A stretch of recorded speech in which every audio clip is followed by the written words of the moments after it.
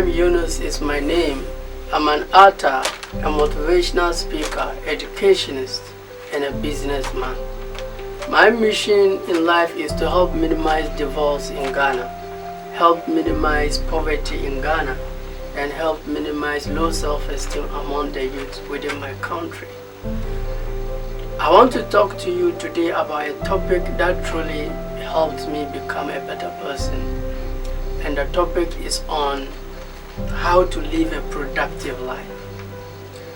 The first thing to consider, the first principle to consider in living a productive life, one is decide what you want. Stop waking up as if it's an accident. Decide exactly what you want. According to research, 3% of the population are those who know exactly what they want. They have goals. 97% of the population are wandering generality. My question to you is, are you a wandering generality, or you are somebody with a clear direction? Let me give an example. Taxi and a bus, there's different. When a taxi driver is moving, if he said, I'm going to this place, he takes you there. If you say you are going to this place, he takes you there. However, if a bus is going to somewhere and you mistakenly enter there are two things. He either dropped you where he's going, or you have to alight on the way. If you want to live a productive life, you must live like that. You don't have to live anyhow. You don't live like that. There was a research that was made on university graduates when they were to graduate, and they discovered that only 3% of the graduates have clear, measurable, specific, realistic, time-bound goals. 97% of the graduates don't have goals. After 20 years, they went back to research on this same group of graduates, and they discovered that all the 3% have achieved all their goals, and they perform more productive in life than those without goals. So number one, decide exactly what you want. If you go to the Bible, there was a blind man who was chasing Jesus and said, Jesus, please help me. Jesus never minded him. He was chasing Jesus, saying, help me, help me. Finally, Jesus looked at him and said, help you with what? And he said, my eye. Then Jesus gave him sight. There are a lot of you asking God to help you. To help you with what? You must know exactly what you want. You don't just seek for help. What do you want? Once you find out what you want, you wake up every day and go after it. I remembered when we were at our level 300 second session at the university. I think that was a new year. I told my friends that I would speak on NTV by the end of 2017. Just last month, I received a call from several of my colleagues that they saw me on NTV wishing people Christmas messages. I told them everything you want is possible. Just decide what you want and then work towards it, and you get it. Once you've not decided exactly what you want, it will be difficult for God to help you. Confucius says, he who say he can't and he who say he can are both usually right. But my advice to the youth is, believe you can. Once you believe you can, God will help you to achieve it. Another story I would like to touch on there, setting goals, deciding what you want. It's a Steve Harvey story. Actually, this story really changed my life. Steve Harvey is from a very poor background, but the school he finds himself with, all the children were from a very rich home. So one day their teacher asked them, everybody should come and write what he or she wants to become in future. Most of the children came, I want to be a medical doctor. This person said, I want to be an engineer. This person said, I want to be a lawyer. Steve Harvey said he wants to be on TV. They laugh at him. So the madam waited and sought all of them. She left him alone. Then she asked him, Steve, what makes you think you can be on TV? Has your mother ever been on TV? He said, no, Mom. Your father, has he ever been on TV? That, no, Mom. And during those times, it's not easy to be on TV. During those times, TV was very scarce. So when he said, considering where he's from, he wants to be on TV, it's not possible. So she asked him, has any of your family member ever been on TV? He said, no, Mom. He said, this society, this our locality, have you ever seen someone on TV? He said, no. So what makes you think you can be on TV? Go and change what you wrote and wrote something significant and stop that. Actually, Steve Harvey was hurt. He was really hurt and touched. So he went home and narrated the story to his parents. The father did something. He said, what does your madam want you to write? He said, well, I don't know, maybe she wants me to write some job I can easily get within our society. So okay, write that one for her. However, these people you wrote you want to be on TV, I want you to put it where you can see.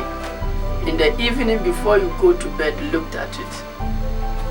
In the morning when you wake up, look at it and said, God, the life you've given me, this is what I want you to help me use it to become. And start reading books on how to become TV. Start searching for friends who are already on TV and learn from them. The sad thing is that I've seen people who want to be musicians or always there with policemen. I see others who want to be footballers and always they are with teachers. A teacher is not a footballer. You see, you move in the direction of the people you associate with. Let me not go much into that. So Steve Harvey listened to what his father told him. He started reading books. He started learning from people who are on TV. He started learning. Today, as we are speaking, Steve Harvey is on TV. And the beautiful part of it all is that every Christmas, he will send down Madame a flat screen TV for her to sit at the comfort of her home and watch someone she ever said could not be on TV. Listen, my dear youth, or anybody listening to me today, I want you to know that if God destined you for something, I don't care who the person is in your life who told you you cannot become. It's not true. You can become anything you want. Just decide what you want. Stop waking up as if it's an accident. Number 2, after you've decided what you want, write it down. That is the problem with many people. They don't write their goals down. A goal not written can never be achieved. If there's anything you've ever achieved, you realize that you wrote it down. Those things you've never achieved, ask yourself, have you written it? It's a law. When two people come into agreement for a common purpose, it shall come to pass. And that is a communication between your eye and your hand. When you write something down, you will take action. So that goal you want, write it down. When you wake up, paste it where you see it. Because there's one of the principles that whatever you see, you can achieve. If you can see something, then you can hold it. How can you achieve something you've never seen? So once you decide what you want, you write it down, you place it where you can see. It's very, very important. Now the third point is take action. Now you can't ask somebody to do press up and you get the muscle. It's the most stupid thing you can do. Once you decide what you want, you write it down, you take action. You don't allow somebody to take it for you. You have to do it. It's a law of nature. The law states that you don't reap what you need, you reap what you sow. So stop complaining and start sowing. I can tell you most of us need money than Aliko Dangote. But at the end of the day, he get the money. We don't get it. Why? Because he's sowing. We are needing. You don't get money by needing. No, you have to sow. You reap what you sow. So stop complaining and start sowing. It's a principle. So take action. The fourth point I would like us to talk on is discipline yourself to be consistent. There are a lot of people who decide what they want, write it down, take action, but they will take action Monday, Tuesday, Wednesday, then Thursday they will drop. Friday they will run away. Saturday they will go. No. You can't achieve anything great with that kind of lifestyle. You need to discipline yourself to be consistent. Look, a river does not pass through rock with its might, but with consistency. If you can find out one thing and be consistent to it, there's nothing you cannot achieve. As a matter of fact, some people were asking Prophet Muhammad sallallahu alaihi wasallam, what deeds does God cherish most from his people? Prophet said, a little deed you can do consistently. God doesn't want you once in a while, you just do something big, then you sit again once in a while. No, God, what can you do every day to God? I recite Quran every day. I recite from Baqarah, I'll stop somewhere, then I'll take Yasin, stop somewhere, then I'll take Waqiah, then I'll take Mulk. I read this thing every day. That is the little I can do. Being spiritual has nothing to do with showing to people how religious. Be in harmony with God. Be in harmony with your spirit and seek for knowledge. So the fourth point is you should discipline yourself to be consistent. Now the fifth point is have faith. Have faith. You see, when you plant a seed, it doesn't just grow. It doesn't just start bearing fruits. It takes time. You need to water it. It needs sunshine. It rain. You need to nurture the soil. So you need to take time. Now, the time it will take depends on the kind of seed you plant. You can't expect somebody who plants groundnut seed and somebody who plants mango seed for them to start reaping at the same time. No, it doesn't work that way. So the kind of seed determine the amount of time or patience you need to take. Let me tell you this story. There were two top managers that was working for a particular company. They'd given their all for 30 good years. One time the company was having problem financially. Then it has to sack these top managers. So these top managers, they were devastated, hurt and sad. So they start searching for jobs. They search through radio, TV, graphic, anywhere there's no job. So one decided that he will not continue to be searching. So he quit and he became drunkard, beating his wife. You see, when a man is not working, he'll be fighting with his wife unnecessarily. So that's one of the secrets. So the other guy, he refused to quit. Yes, the newspaper said there's no job, radio no job, TV no job, everywhere no job, but he still believed he would get a job. So he went to several companies as well. Finally, he went to one company and told them he wanted a job. They said, no, we can't hire you. He said, but I don't want to go home doing nothing. The way they saw how he was speaking, they said, okay, we'll hire you, but we can't pay you. He said, I'm okay by that. They said, what? That yes, he's okay.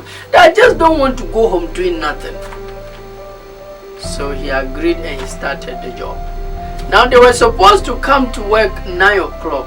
7:30 he will be at the workplace. They close 5 o'clock. He will always close 7 o'clock. He did that for 6 good months without pay. Not knowing the company has a law. Anybody who reach at the age of 60 must retire. They will build a house, cars for the person to retire. Then they will get a different person to take care of that place. Now, the time this guy came and joined the company, one of the top manager was 59 years, 6 months. So after his 6 months in that company, that was when the top manager retired. So they needed somebody to replace. Guess who they selected? This other guy. So there are certain things you are doing, you are not paid. Don't think it's for nothing. He thought just doing that will just earn him something small. but he was given a paramount. So such is life. I want you to have faith and believe in yourself. Now, I would like to conclude with this particular statement. I want you to understand that in life, you need to feel good about yourself. When you wake up, how do you feel about yourself? One way to feel good about yourself is to do what you love. You see, you can die tomorrow. You can even die today. The truth is that no one knows when he will die. I was reading a book and they were talking about time, and I related to my story. My grandmother was 63 years and she always tell us she will die soon. But God gave her additional 37 years. My grandmother lived old before she died. Now I have a friend of mine, he's a nurse. He told me he's going to Pont Tamale to come. He had an accident and died. If I had asked him how many years do you still have on this planet, he could have said you still have like 60 years. You see, the truth is that nobody knows the amount of time we have. So at least do something you love. You see, we cannot prevent death. We cannot prevent it. But at least do something you love. When you love something and you don't do it, you will never be happy. At the end of your life, at your funeral, they won't talk about your cars. They won't talk about anything. What that thing do you love? And what impact does it have on humanity? So my dear youth, I'll encourage everybody to be honest with yourself. Pursue that one thing you love. And if you can stick to it long enough, God will surely make a way for you. And second way to feel happy or special about yourself is, don't you ever ask God why he made you the way he made you. Your size is perfect. Your height is perfect. Your skin color is perfect. Why? Because it's connected to your purpose. People who have identified their purpose, they have no problem with their size. According to scientists, when a man has sex with a woman, when he releases his sperm, not less than 500 million sperms are released. And all these sperms are fighting to go and fertilize that one egg. Guess who won? You. So you are not here because you want to be a winner. You are here because you won. So there's no obstacle that can overcome you. You are bigger than your circumstances. I would like to wrap up with this statement I'm well known by. Status in the world is not defined by what work you do, but by how well you do it.